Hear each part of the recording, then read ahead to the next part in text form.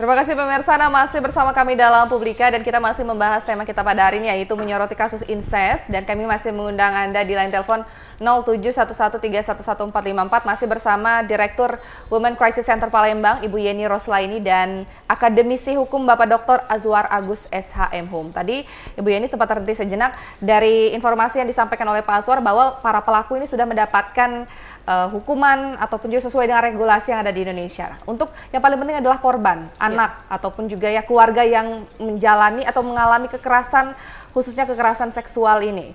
Nah, apakah ada dari Women Crisis Center sendiri atau mungkin dari pemerintah ataupun badan-badan terkait yang memberikan pelayanan pasca trauma healing, konseling dan bagaimana untuk membuat anak ini kembali percaya diri untuk menata masa depan yang baik? Ya, kalau dia melapor ke kami misalnya ke WCC, kita memang punya layanan. Jadi ada layanan hukum, layanan medis, layanan psikologis, bahkan ada layanan rumah aman, shelter ya, tempat tinggal sementara bagi korban yang membutuhkan. Karena kadang-kadang kan pulang ke rumah itu tidak nyaman karena tetangga kiri kanan tahu persoalannya, semua datang, jadi membuat traumanya bukan malah hilang, jadi sehingga dia tinggal di shelter kita. Nah, itu hanya kita berikan kepada korban yang kita dampingi, yang melapor ke kita, meminta bantuan kita, maka kita akan berikan sesuai dengan keinginan korbannya. Kalau dia butuh konseling untuk trauma healing, kita punya psikolog, kita akan bantu penyembuhan dia gitu, sampai kemudian dia survive kembali, bisa punya kepercayaan diri untuk kemudian menata kehidupannya. Nah, tetapi untuk beberapa layanan pemerintah, misalnya P2TP2A, yang juga kadang-kadang meminta kita untuk membantu menangani kasus karena psikolog yang terbatas. Kalau P2TP2A provinsi, kabupaten, kota yang ada di sini, di Palembang, itu kadang-kadang sering merujuk ke kita untuk konseling psikologisnya. Bahkan rumah aman ya, shelter, karena ya tadi pemerintah belum punya rumah aman bagi korban gitu. Rumah singgah beda, rumah aman tuh memang sifatnya rahasia, ya namanya aman ya, jadi bukan terbuka gitu. Nah, kadang-kadang konsep ini pun kadang-kadang berbeda antara definisi rumah aman itu sendiri kadang-kadang tidak dimengerti. Nah, kalau itu kita berikan, tapi yang tidak melapor atau yang sulit gitu.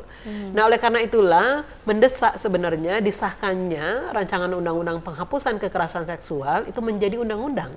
Karena di dalam undang-undang penghapusan kekerasan seksual itu diatur upaya-upaya pemenuhan hak-hak korban, salah satunya trauma healing.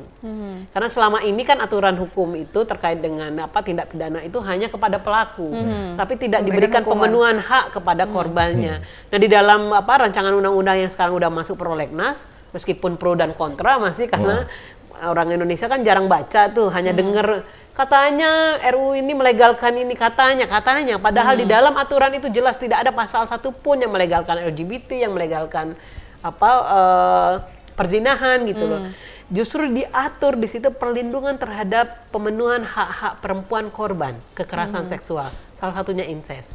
Jadi bagaimana korban itu harus hilang traumanya gitu, dan itu ada upaya-upaya yang diberikan oleh pemerintah gitu, sehingga memang mendesak aturan yang ada di Indonesia, karena ketika kekerasan seksual atau incest itu dialami oleh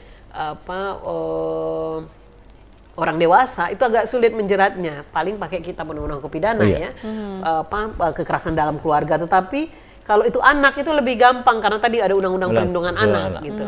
Nah, ini oleh karena itulah untuk trauma healing yang lebih baik, lebih maksimal kepada korban itu memang perlu segera disahkannya RUU PKS menjadi undang-undang. Baik, dapat digarisbawahi harus dua sisi dari korban ataupun juga pelaku ini harus diberikan treatment, karena bukan hanya untuk dari para pelaku yang mendapatkan hukuman yang memberikan efek jera ataupun juga sadar bahwa hal yang dilakukan itu adalah salah, tetapi juga memberikan bagaimana anak itu bisa survive kembali untuk percaya diri. Nah, dari Pak Sohar sendiri, ketika ada kasus incest kemudian dilaporkan ke kepolisian dan juga ada dari bantuan hukum yang mendampingi dan juga mungkin dari WCC juga ikut memberikan bantuan begitu, hukuman yang diberikan bagi para pelaku dan bagaimana cara menjerat mereka itu seperti apa? Ini ya, saya tambahkan sedikit bahwa memang selama ini kalau dalam sistem hukum kita bantuan hukum itu hanya diberikan kepada pelaku. Nah, dalam sistem hukum kita.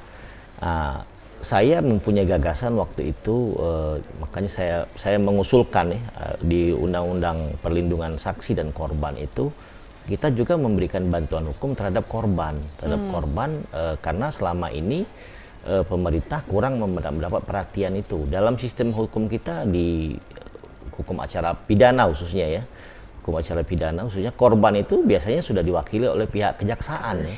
Nah seperti itu. Nah apakah memberi rasa keadilan? Ya belum tentu, karena dengan dihukumnya pelaku itu belum tentu korban merasa adil. Nah merasa adil dan merasa puas, karena itu tadi mungkin saja putusan yang diberikan kepada pelaku itu bisa misalnya tidak terlalu berat, tetapi dia bisa bertanggung jawab terhadap kelangsungan hidup si anak tadi atau si korban tadi, misalnya apakah dia setelah melahirkan anaknya seperti apa, seperti itu kan. Nah jadi itu hal-hal itu yang menjadi perhatian kita bersama, memang seperti itu. Jadi mudah-mudahan kata Ibu Eni tadi ada undang-undang tentang penghapusan kekerasan seksual tadi sudah disetujui, dan saya mengusulkan juga revisi undang-undang perlindungan saksi korban tadi khususnya untuk anak. Nah, seperti itu yang korban-korban kekerasan seksual tadi. Baik, singkat saja Bapak, mungkin hukuman untuk para pelaku ini diberikan berapa tahun sesuai dengan tindak pidana? Sesuai dengan tindak pidana yang dilakukan. Kalau anak di atas 5 tahun biasanya seperti itu. Tapi itu tadi kembalikan lagi bahwa biasanya yang pelaku ini orang-orang terdekat. Nah, kalau misalnya yang pelaku ini orang tuanya, nah apakah begitu tega misalnya itu anaknya atau istrinya tadi tega kalau misalnya kepala rumah tangga tadi ditahan berlama-lama seperti itu kan. Nah itu pasti itu menimbulkan perdebatan, menimbulkan suatu dilematis yang sangat mendalam. Jadi kebanyakan kasus-kasus yang seperti ini biasanya diselesaikan secara kekeluargaan. Nah, makanya Ibu Yeni tadi bilang ada yang habis sampai melahirkan, terulang lagi kasus yang kedua, karena itu tadi tidak tuntas tadi penyelesaiannya tadi kan. Nah, baik. dengan penghukuman di penjara belum tentu bisa menyelesaikan masalah. Itu saja kalau saya pikir. Karena yang paling penting adalah bagaimana cara melindungi anak-anak dan juga korban-korban, jangan sampai ada terjadi kerugian yang diberikan. Karena kenapa dilarang tadi sesuai dikatakan oleh Pak Azwar dan juga Ibu, ini pasti memberikan dampak negatif. Mungkin Ibu Yeni boleh sedikit memberikan kesimpulan untuk pertemuan kita hari ini? Ya, kekerasan seksual itu adalah pelanggaran hak asasi manusia ya, dan itu kejahatan seksual sebenarnya, dan kejahatan kemanusiaan. Oleh karena itulah memang